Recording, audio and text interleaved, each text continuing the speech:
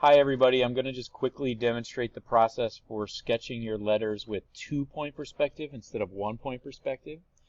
This is a slightly more challenging process, so this is for people who have a slightly better understanding of the perspective process. So the main difference here with 2-point perspective is that my letters are going to get fit into two intersecting lines. So I'm going to start by drawing that angle for the top and bottom of the letters, and then I'm going to kind of divide it up into the spaces that I need and I'm going to use to draw my letters. So I'm doing trust, so I need 5 spaces. So I'm going to divide it into 5 boxes from left to right inside of my triangle. And it's okay if they gradually get a little tinier. There is like a mathematical formula for determining that, but I don't know it. And you don't really need to worry about it too much. And then I got my 5 spaces, and then I had some extra, so I'm all good. So now when I pencil in my letters, I'm going to draw them to fit inside of those polygon shapes. So each letter is gradually getting smaller and fitting inside of that shape.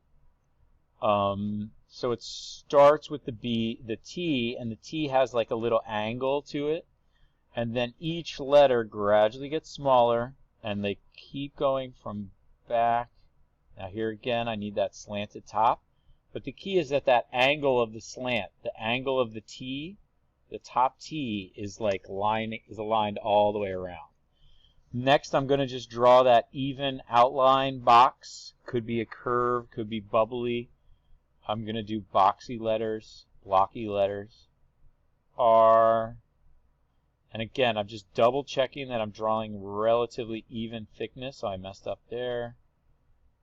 Cut that up a little bit there.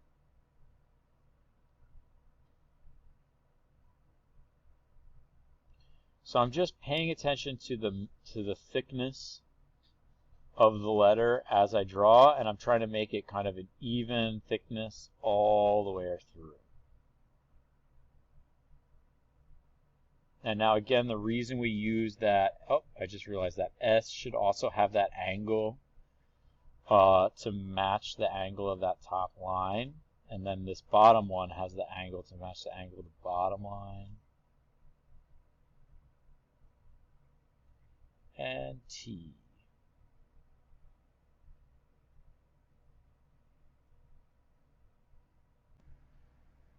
So then once you're finished with your letters, I apologize, the video glitches out there a little bit.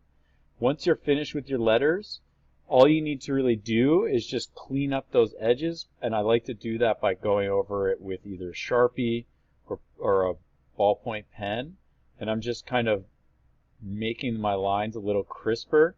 It would be helpful during this part to use a straight edge or a ruler to get some straighter, crisper lines. But I'm just making bold outlines, and then once I'm finished with those bold outlines, I'll go in with an eraser and just erase out the middle pencils. As you finish up your drawing, the key thing to remember is just photograph it and attach it to your assignment for the lettering sketch for this class.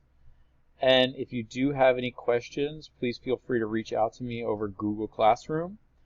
I will demonstrate how to do both 1- and 2-point perspective drawing elements in part 2 of this video. So if you're already finished with your letters, please stop now and go and try and find part 2 of these videos in Google Classroom.